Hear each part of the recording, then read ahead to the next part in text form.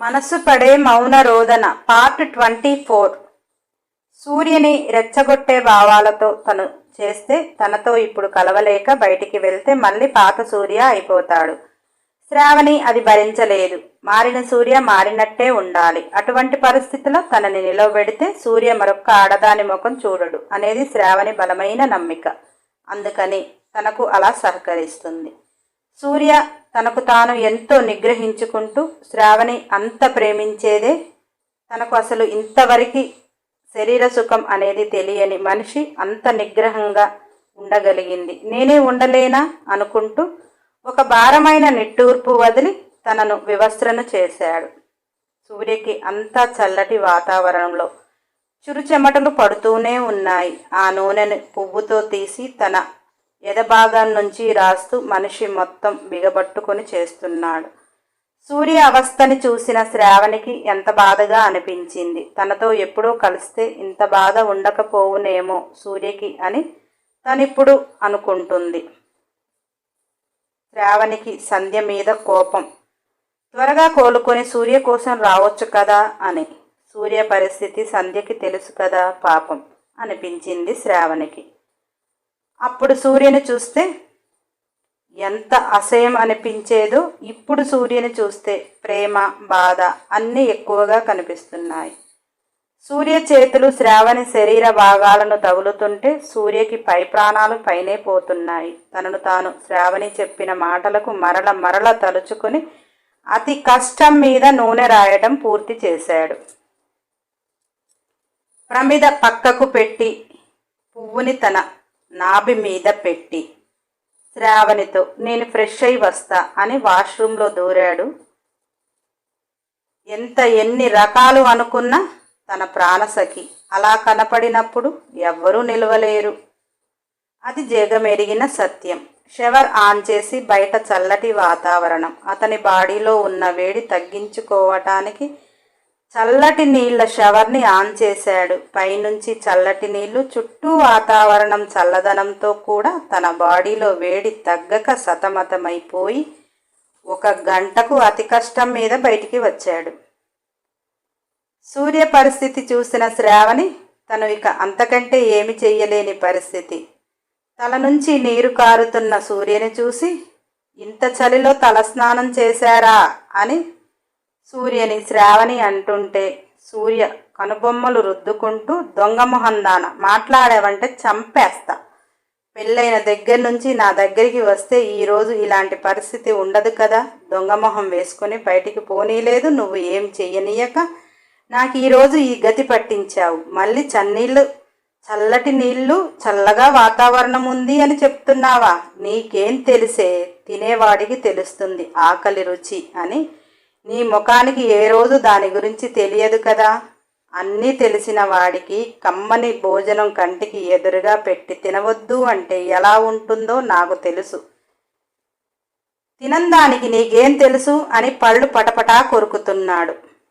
శ్రావణి లోలోన ముసిముసిగా నవ్వుకుంటూ ఆకలి ఉందని ఎక్కడ పడితే అక్కడ తినేయటమేనా?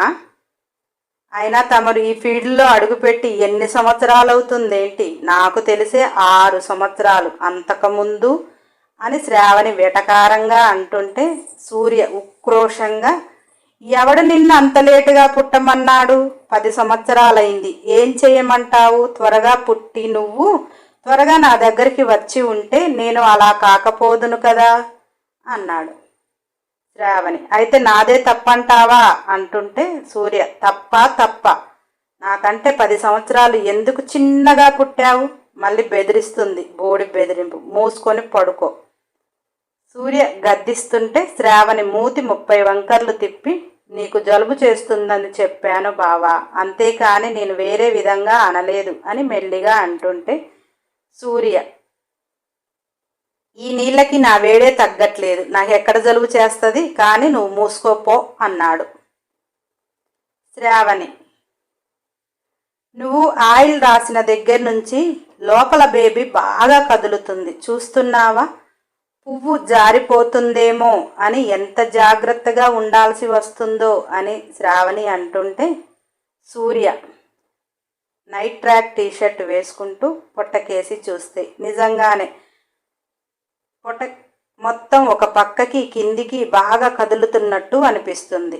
సూర్య శ్రావణ దగ్గరికి వచ్చి ఏమైనా నొప్పిగా అనిపిస్తుందా అన్నాడు.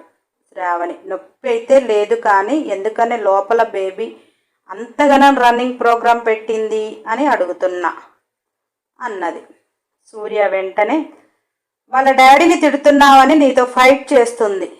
నువ్వు నన్ను తిట్టడం బంద్ చేయి, నా బంగారం కూడా ఆరాంసే పడుకుంటుంది అనగానే శ్రావణి నేను నిన్ను తిట్టానా, నిజాలు చెప్పానా, ఉన్నమాట అంటే ఉలుకు అన్నట్టు అన్నది నీ అవ్వారం అని అంటూ శ్రావణి అలకపోయింది. నైటు 1 గంట ప్రాంతానికి సూర్యబాబు అప్పటికి 4వసారి స్నానం చేయటం. బాబు ఒంట్లో కోరికలు ఎక్కువ కాగానే పోయి షవర్ కింద తలపెడుతున్నాడు. అదే టైంలో సూర్య స్నానం చేస్తుంటే కరెంటు పోయింది. శ్రావణికి ఏదో మత్తుగా అనిపించి కనురెప్పలు మూసింది. సూర్య కరెంటు పోయినది, జనరేటర్ ఎందుకు ఆన్ అవ్వలేదు, ఇంటికైతే ఇన్వర్టర్ కదా, కోట కదా జనరేటర్ అనుకుంటూ డోర్ ఓపెన్ చేశాడు. చిమ్మ చీకటిలో తెల్లని బెడ్షీట్ మీద శ్రావణి దేహం ఎర్రని నిప్పు కణికల వలె మెరిసిపోతుంది. సూర్యకి ఒక్క క్షణం ఏమీ అర్థం కాక దేహం నిలువెల్ల వణికిపోయింది. ఏదో మంటలు చెలరేగుతున్నట్టు అనిపిస్తుంది, కానీ సూర్యకి ఒక్క అడుగు కూడా ఎంత ప్రయత్నించినా ముందుకు పడతలేదు. శ్రావణి దేహము, శ్రావణి గర్భంలో బిడ్డ క్లియర్గా కనిపిస్తూ సూర్య రాసిన ఆయిల్ మొత్తం మంటలు రేపుతున్నట్టుగా సూర్యకే అనిపించింది. ఆ దృశ్యం చూసిన సూర్య నిలువెల్లా వణికిపోతూ నా శ్రావణికి ఏమవుతుంది అని ఎంత ప్రయత్నించినా ఒక్క అడుగు కూడా ముందుకు పడట్లేదు. శ్రావణి దేహంలో జరుగుతున్న ప్రక్రియ, శ్రావణి దేహంలోకి సంధ్య, గర్భంలోకి బిడ్డ ఆత్మ ప్రవేశించే ఒక ప్రక్రియ. అలా 1 నిమిషం పాటు ఆమె దేహము అలా కనిపించింది. వెంటనే కరెంటు వచ్చింది. శ్రావణి దేహము యథావిధిగా కనిపించింది. సూర్య అడుగులు ముందుకు పడుతున్నాయి. శ్రావణి కాస్త ఉత్తేజంతో ఉన్నది. శ్రావణి ఏమండోయ్ శ్రీవారు, అయినాయా స్నానాలు, ఇప్పటికి ఎన్నిసార్లు అన్నది. శ్రావణి ఎన్నడూ లేని కొత్త పిలుపు పిలుస్తుంటే సూర్యకి సంధ్య గుర్తొచ్చింది. సంధ్య కూడా అప్పుడప్పుడు ఏమండోయ్ శ్రీవారు అనేది. శ్రావణి ఇప్పటి వరకు సార్ అని లేదా ఇప్పుడు బావా అని అంటుంది. శ్రావణి నోటి నుంచి కొత్తగా ఏమండోయ్ శ్రీవారు అనే మాట, ఆ పిలుపు వింతగా ఉన్నా ఎందుకో తన మనసు సంధ్యతో ఉన్న ఫీలింగ్ ఆ మాటతో కలిగింది. సూర్యకి కరెంటు రాకముందు కనిపించిందేమిటో తన మైండ్కి అర్థం కావటం లేదు. కరెంటు వచ్చాక యథావిధిగా శ్రావణి ఉన్నది. అసలు ఏం జరిగింది ఏంటి, అతనేమన్నా భ్రమించాడా అనే ఆలోచనలతో అడుగులు ముందుకు వేస్తూ శ్రావణిని చేరాడు. ఇందాక ఎందుకని మరి నా కాళ్ళు ముందుకు సాగలేదు, ఇప్పుడు బాగానే నడుస్తున్నాను. అంతా ఏమైనా కలగన్నానా? ఇందాక శ్రావణి దేహం కాలిపోతున్నట్టు అనిపించింది, ఇప్పుడు నార్మల్గానే ఉందిగా. సూర్య శ్రావణిని చేరుకొని మొహం దోసిల్లోకి తీసుకుని ఆమె మోము చూస్తూ ఎంతో తేజోవంతంగా వెలిగిపోతున్నట్టు అనిపించింది. గర్భంలో బిడ్డ కూడా రౌండ్గా తిరుగుతున్నట్టు బుడుగు బుడుగు సౌండ్ కూడా వస్తుంది. శ్రావణి సూర్య గర్భం కేసి చూస్తే బేబీ క్లియర్గా కదలికలు స్పష్టంగా కనిపిస్తున్నాయి. శ్రావణి ఇందాకేమీ మిమ్మల్ని తిడితే కదిలింది అన్నారు, ఇప్పుడు నేనేమీ అనలేదు, ఎందుకు మరి నీ కూతురు రన్నింగ్ రేస్ పెట్టింది అని అన్నది. సూర్య స్టూల్ గుంజుకొని శ్రావణి గర్భం దగ్గర తలపెట్టి ఇందాక చూసిన దృశ్యాన్ని మరొక్కసారి నెమరు వేసుకుంటే బిడ్డ కదలికలు బాగా తెలుస్తున్నాయి. ఇందాక చూసిన రూపం కంటిలో మెదులుతుంది. సూర్య ఇందాక చూసింది కళా నిజమా ఏంటో అనే భ్రాంతిలో ఉన్నాడు. అలా ఆ నైటు సూర్య 10 సార్లు షవర్ కింద తలకాయ పెట్టినా కానీ తన వేడి చల్లారలేదు. 6 గంటల ప్రాంతాన శ్రావణికి స్నానం చేపించి తాను చేసి ఇద్దరు భక్తి శ్రద్ధలతో పూజ చేసి స్వామీజీ దగ్గరికి ఇద్దరు వెళ్ళారు. స్వామీజీ దగ్గర ఇద్దరు ఆశీర్వాదం తీసుకొని సూర్య ఇక మాకే కీడు లేనట్టేనా స్వామి అన్నాడు. స్వామీజీ ఇక మీకు గండాలన్నీ తప్పాయి, ఆ మహాదేవి అండ మీకు ప్రతి క్షణం ఉంటుంది. రాబోయే గడియలు అన్ని అమృత గడియలే, కానీ కొన్ని మానవ సంబంధ ఒడిదుడుకులు తట్టుకోవాలి. ఇన్ని తట్టుకున్న వాడివి అవి తెలివితో సాల్వ్ చేసుకోగలవు. అది పెద్ద కష్టమైనది కాదు అని సూర్యకి చెప్పి శ్రావణి తల నిమిరి శ్రావణితో, నీకు ముందు ముందు తెలిసే విషయాలకు గుండె చిక్కబట్టుకొని నీ భర్త కోసం నీ పిల్లల కోసం బ్రతకటం నేర్చుకో. సూర్య ఏదైనా చిక్కుల్లో పడితే తెలివితో ఉండు, అంతేకాని భర్తను వీడకు అని స్వామీజీ శ్రావణికి చెబితే, భయంకర నిజాలేమున్నవి అని ఆలోచిస్తూ, ఏమో వచ్చిన రోజు ఆలోచించుదాం, భర్త బిడ్డల కోసం బ్రతకమన్నారు. నాకు అంతకంటే భాగ్యమా, భర్తను వీడటం కూడానా, అది జన్మలో జరుగుతుందా అని మనసులో అనుకున్నది. స్వామీజీ ఇక మీరు భార్యాభర్తలుగా కలకాలం సుఖ సంతోషాలతో పిల్లా పాపలతో వర్ధిల్లండి అని దీవించి పంపాడు. ఆ రోజు నుంచి అందరి మనసులు ప్రశాంతంగా ఉన్నాయి. శ్రావణి అంత నిండు గర్భిణి అయినా కానీ మునపటి కంటే ఎక్కువ కాంతివంతంగా, ఎక్కువ ఆనందంగా, ఎక్కువ ఉత్సాహంగా ఉంటుంది. సూర్యకైతే శ్రావణిని చూస్తే మనసు నిలవటం లేదు. నిలవటం లేదు. ఇష్టసఖి తన చెంతన ఉంటే ఎంత కష్టమైనా భరించొచ్చు అనిపించే అంత ప్రేమ చూపిస్తుంది. అలా గుడి ప్రాణ ప్రతిష్ఠ జరిగిన 10వ రోజుకి శ్రావణికి నొప్పులు మొదలయ్యాయి. కోట దద్దరిల్లిపోయింది. సూర్య ప్రాణాలు అరచేతిలోనే పట్టుకొని మహాదేవికి పూజలు హోమాలు జరిపించమని చెప్పి శ్రావణిని తీసుకుని హాస్పిటల్కి వెళ్ళాడు. శ్రావణి వయసు తక్కువ మూలాన, బేబీ ఆరోగ్యంగా ఉండటం మూలాన కాస్త ఆమెకు డెలివరీ కష్టంగానే జరుగుతుంది.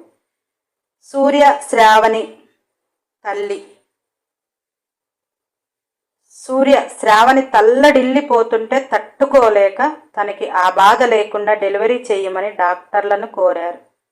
డాక్టర్, ఆమె కాస్త ఓపిక పడితే సుఖప్రసవమై అవుతుంది, మీరు టెన్షన్ పడవద్దు అని సూర్యకి చెప్పి తనని లేబర్ రూమ్కి తీసుకుని వెళ్తుంటే సూర్య వస్తానంటే గౌరీ ఆపి, నీ భార్య బిడ్డలని నీ చేతిలో పెట్టే బాధ్యత మాది అని రూమ్లోకి సూర్యని పంపించలేదు. శ్రావణి పెడుతున్న అరుపులకు సూర్యకి మైండ్ పని చేయటం లేదు. శ్రావణికి సంసారం అనేది లేకుండా బిడ్డని క్యారీ చేసి కనటం ఒక సవాలే. ఆ రోజు డాక్టర్ కూడా అదే చెప్పింది. సిజేరియన్ చేసి బిడ్డను తీసేస్తే తాత్కాలికంగా సుఖం ఉంటుంది, కానీ ఆమెకు కాస్త ఓర్చుకోగలిగితే సుఖప్రసవం అవుతుంది అని గౌరీ సిజేరియన్ వద్దని నార్మల్ డెలివరీకి అంగీకరించింది. బిడ్డ దగ్గర తను ఉండి చెప్పవలసినవి మాటలు చెప్తూ బుజ్జగిస్తుంది. శ్రావణి పెడుతున్న గోలకి పెడబొబ్బలకి ఆసుపత్రి దద్దరిల్లిపోతుంది. రమణి గారు మహాదేవి దగ్గర పూజ చేయించి ఆమె కుంకుమ తీసుకుని త్వరగా ఆసుపత్రికి వచ్చింది. అది సూర్యకిచ్చి శ్రావణికి పెట్టు, అంతా మంచే జరుగుతుంది అని చెప్పింది. సూర్య రూంలోకి వెళ్ళి శ్రావణిని చూసి ఆమె పడుతున్న బాధని చూసి దుఃఖం పొంగుకు వస్తున్నా, అది ప్రతి ఆడదానికి తప్పని పని.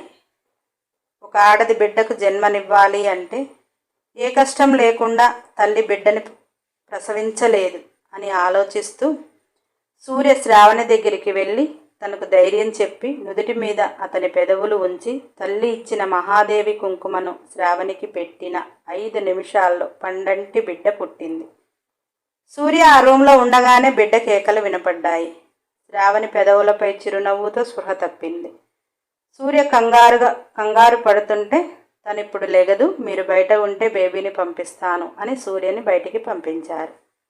బయటికి వచ్చిన సూర్య తల్లితో ఆనందం పంచుకుని బేబీ కోసం ఎదురు చూస్తున్నారు. రమణి గారు 10 తరాలుగా వారి కుటుంబంలో ఆడబిడ్డ లేదు, ఈ తరంలో సూర్య వల్ల కలుగుతుంది అని స్వామివారు చెప్పినట్టు పండంటి ఆడపిల్ల పుట్టడం ఆమెకు భూమి మీద కాలు నిలవటం లేదు. అమ్మవారి ఆశీర్వాదంతో పుట్టిన బిడ్డ, తమ ఇంటికి మహాలక్ష్మి వస్తుంది అని సూర్య రమణి గారు ఎంత మురిసిపోయారు. పాపను నీట్గా క్లీన్ చేసి మెత్తటి టవల్లో గౌరీ తీసుకుని వచ్చి రమణి చేతిలో పెట్టింది. ఆ క్షణం రమణి గారు పొందిన ఆనందం అంతా ఇంతా కాదు. శ్రావణి గర్భం ట్రాన్స్ఫర్ చేసుకున్నప్పుడు నువ్వు పిల్లలతో ఆడుకోవటానికి సిద్ధమైపోండి మేడం అన్న రోజులు గుర్తు చేసుకుని పెదవులపై చిరునవ్వు చెరగనీయకుండా శ్రావణిని మెచ్చుకుంటూ అభినందించుతూ ఆనందించుతూ ఉన్నది. రమణి చేతిలో ఉన్న పాపను చూస్తే అచ్చు సూర్యని చూసినట్టే దబ్బ పండులాగా ఉన్నది. మనసారా ముద్దు చేసి సూర్య చేతిలో పెట్టింది. ఆ క్షణం సూర్యకైతే అసలు ఆ ఆనందం చెప్పనలవి కాదు. పాప స్పర్శ గుండెలకు పొదువుకుని, పాప గుండె సడి, సూర్య గుండె సడి రెండు మాట్లాడుకున్నట్టే ఆ క్షణం అనిపించింది. సూర్య ఎప్పుడో ఏదో కోల్పోయిన బంధం తన దగ్గరికి వచ్చింది అన్న ఫీల్ కలిగింది పాపని గుండెలకు పొదువుకున్నప్పుడు. సూర్య ప్రాణమంతా ఒక చోట చేరి పాప రూపంలో చేరినది అనిపించే అంత ఆత్మీయత ఆ క్షణం సూర్యలో కలిగింది. మహాదేవి మీ ఇంటికి నడిచి వస్తుంది అని స్వామీజీ అన్న మాట నిజం చేసినట్టు పాప అహంకారము అమ్మవారిని పోలి ఉన్నది. పాప ముఖంలో రాజసం ఉట్టిపడుతుంది. అంత అందమైన బిడ్డ మోమును చూస్తూ సూర్య తండ్రిని అయ్యాను అనే ఒక ఫీలింగ్, తండ్రి స్థానము తనకు వచ్చింది. ఎవరైనా భార్యాభర్తలు బిడ్డకు జన్మనిచ్చాక వారు పొందే ఆనందం అంతా ఇంతా కాదు. అందుకు సూర్య ఏమీ అతీతం కాదు. తండ్రి స్థానం ఎవరికైనా ఒక గొప్ప వరం. ఆ అనుభూతిని సూర్య ఆస్వాదిస్తున్నాడు. ఆ రోజు కోటలో పండగే చేసేశారు. శ్రావణి మేల్కోవటానికి చాలా టైం పడుతుందని తనని షిఫ్ట్ చేశాక పాపని తీసుకుని శ్రావణి ఉన్న గదికి అందరూ వెళ్ళారు. శ్రావణి అలసిన మోమును చూసిన అందరికీ చాలా బాధగా అనిపించింది. అంత చిన్న వయసులో బిడ్డను మోయటం, శ్రావణి చేసిన సాహసానికి అందరూ ఫిదానే అయ్యారు. ఈరోజు ఇంతటి బంగారం వారి చేతిలో మెదులుతూ ఉందంటే ఆ రోజు శ్రావణి తీసుకున్న నిర్ణయం. సూర్య అయితే శ్రావణి ఎప్పుడు లేస్తుంది, వారు రోజు గర్భంతో మాట్లాడే మాటలు, ఈరోజు పాపని ఎదురుగా పెట్టి మాట్లాడాలి అని ఎంతగానో ఎదురు చూస్తున్నాడు. పాపని చూసిన శ్రావణి ఎలా ఫీల్ అవుతుంది, తను ఎంత సంతోషపడుతుంది, పాప అందంగా ఉందని మురిసిపోతుందా, ఎవరిలా ఉందని చెప్తుంది అని సూర్య శ్రావణి మేలుకోవటానికి ఎదురు చూస్తున్నాడు. చేతిలో బిడ్డ, ఎదురుగా శ్రావణి. తన ఆనందానికి అవధులు లేవు. గౌరీ పాపని తీసుకుంటా అని సూర్యని అడిగితే ససేమీరా పాపని ఇవ్వటం లేదు. శ్రావణి మేలుకునేదాకా ఉండి తన పక్కన తానే చూపించాలి మొదటిగా అనే ఆరాటపడుతున్నాడు. తన హృదయ దేవేరి తనకిచ్చిన ఇంతటి అద్భుతమైన కానుకకు తన చేతులతో తను చూపాలి అనేది తన ఆశ. అలా శ్రావణి మేలుకోవటానికి చూస్తూ ఉన్నాడు. శ్రావణి వయసు తక్కువ మూలాన తను పురిటి నొప్పులను భరించలేక పోయిందనే చెప్పాలి. కానీ ప్రాణమంతా కూడగట్టి బిడ్డకు జన్మనివ్వాలి అని గట్టి పట్టుదలతో ఉండి శ్రావణి బిడ్డను కన్నది. ఆ వయసుతో అంత భరించలేక స్పృహ తప్పింది. ఆమె మేలుకోవటానికి ఎంత టైం పడుతుందో, తను ఎంత బాధకు గురైందో పడ్డ శ్రావణికి తెలుసు. హాయ్ బంగారాలు, ఈ సీరియల్ త్వరగా కంప్లీట్ చేద్దాం. నాకు బూస్ట్ బాగా అవసరం కనుక నా మంచి బంగారాలు కదూ, నెక్స్ట్ ఎపిసోడ్ కోసం సబ్స్క్రైబ్ చేయండి, ఖచ్చితంగా లైక్ చేయండి, కంపల్సరీ కామెంట్ చేయండి, షేర్ చేయండి. అన్ని ఎపిసోడ్ల కోసం బెల్ ఐకాన్ టచ్ చేయండి.